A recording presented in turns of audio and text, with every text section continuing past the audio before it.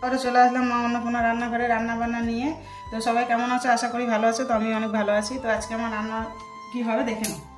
তো এখানে হবে কাঁকরোল কেটে রেখেছি, নুন হলুদ মেখে রেখেছি, হবে কাঁকরোল ভাজা, আর হবে ডিমের ঝোল। ডিম সিদ্ধ করে নিয়েছি, আলুটাও সিদ্ধ করে নিয়েছি, আর এখানে আছে আদা রসুন টমেটো বাটা, আর এখানে সমস্ত মশলা আছে। তো চলো রান্নাটা করতে থাকি। তো কাঁকরোলের জন্য কড়াই বসিয়ে দিয়েছি, কড়াই তেল বসিয়ে দিয়েছি, তেল গরম হয়ে গেছে, দিয়ে দেবো ফোড়নের জন্য শুকনো লঙ্কা আর কালো জিরে, দিয়ে দেবো কাঁকরোলগুলো।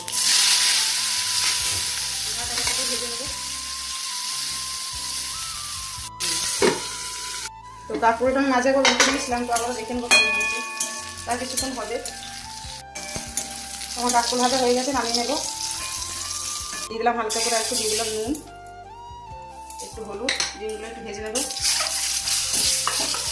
ডিম ভাজার তেলে আলুগুলো একটু ভেজে নেবো, একটু নুন হলুদ দিয়ে দেবো, ভেজে নেবো। কড়াইয়ের মধ্যে তেল দিয়ে দিয়েছি, এবার দিয়ে দেবো মশলা, যেটা আদা রসুন পেঁয়াজ টমেটো বাটাটা দিয়ে দেবো। তো মশলাটা ভাজা হয়েছে, দিয়ে দেবো এই মশলাগুলো, দিয়ে দেবো একটু জল, কিছুক্ষণ কষিয়ে নেবো। মশলা কষানো হলে দিয়ে দেবো আলুগুলো, একটু কষিয়ে নেবো। দিয়ে দিলাম জল, ডিমগুলো দিয়ে দেবো, যেহেতু আলু সিদ্ধ আছে।